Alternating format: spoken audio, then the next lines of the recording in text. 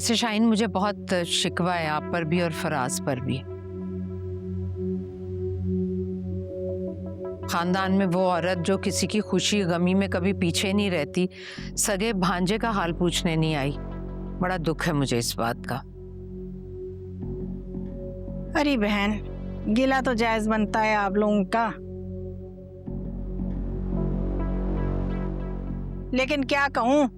अरे पूछो अपनी लड़की से, पूछो इससे, बताओ क्या हाल था मेरा है। मैं नाजनीन के घर गई थी, वापस आई तो इतनी तबीयत खराब हुई, इतनी खराब हुई कि उठना बैठना मुहाल हो गया मेरा। और जबकि उस तकलीफ में मुझे अपनी बहू की सख्त जरूरत थी, मैंने फिर भी इसे तुम्हारे पास भेज दिया कि बेटा जाओ 4 दिन अपने भाई की खिदमत कर लो। अरे मेरा क्या है, मैं तो कल भी अकेली थी, अब भी अकेली रह लूंगी।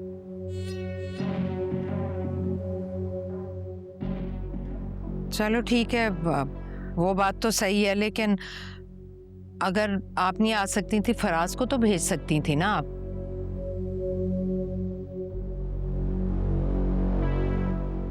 वैसे मेरी आदत नहीं है गिला शिकवा करने की, लेकिन बड़ा दिल दुखा है मेरा इस बात पर।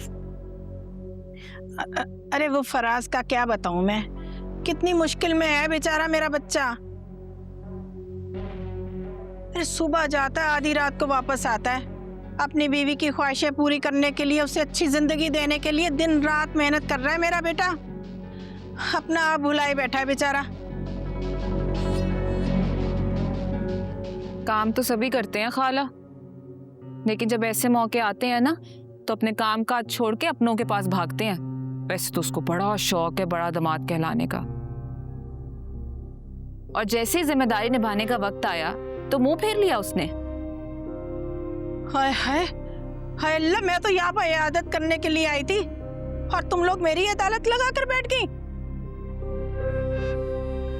मुझे बताओ, अरे आप लोगों ने मुझे झूठे मुंह पूछा, ये पूछा कि किस हाल में हूँ मैं, किस तकलीफ में हूँ। अरे इतने बुरे दिन गुजारे मैंने तकलीफ में और अकेली रही हूँ मैं, फिर भी तुम लोगों ने नहीं पूछा। और हसन, अरे बीमारी की हालत में भी हसन के लिए मैं दुआएं मांगती रह गई। अरे कसम से मैंने तो कभी हसन और फराज में कोई फर्क नहीं रखा, और हसन को हमेशा अपना सका बेटा ही माना है मैंने।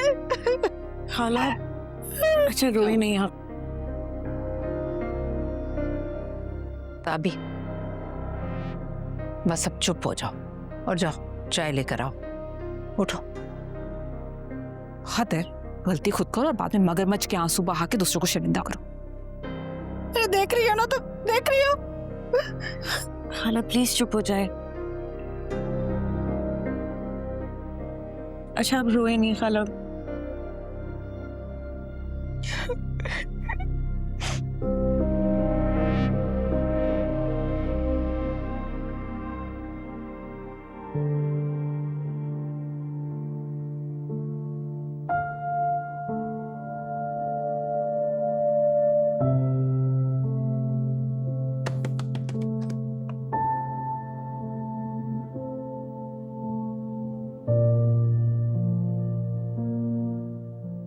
क्या हुआ है?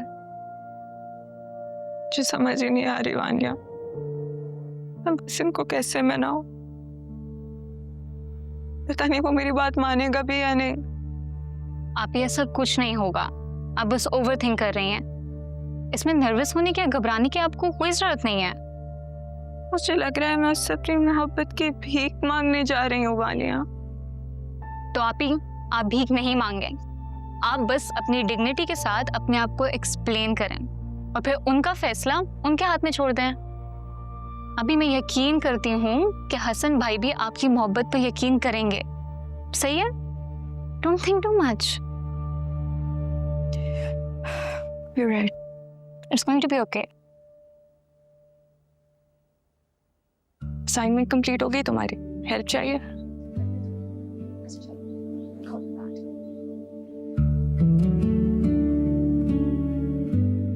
कशमाला अंदर आओ।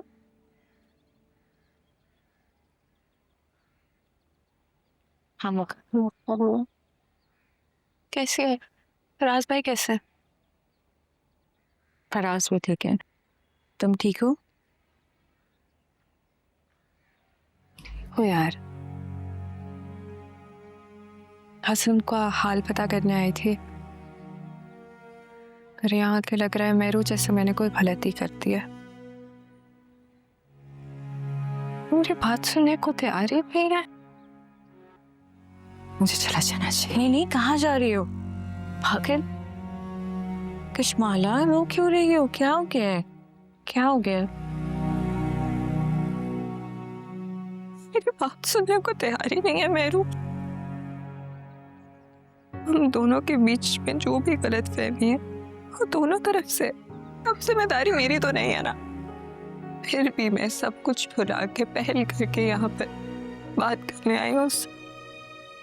मेरी बात सुनने को तैयार ही नहीं है। अच्छा रो नहीं, मैं तो कभी सोचा ही नहीं था कि तुम इतनी बुज़दिल हो, बात किए बिना भाग जाओगी। परेशान नहीं हो कशमाला, तुम जाओ ऊपर बात करो, वो बात करेंगे तुमसे। हाँ, और रोना नहीं प्लीज, बिल्कुल नहीं रोना।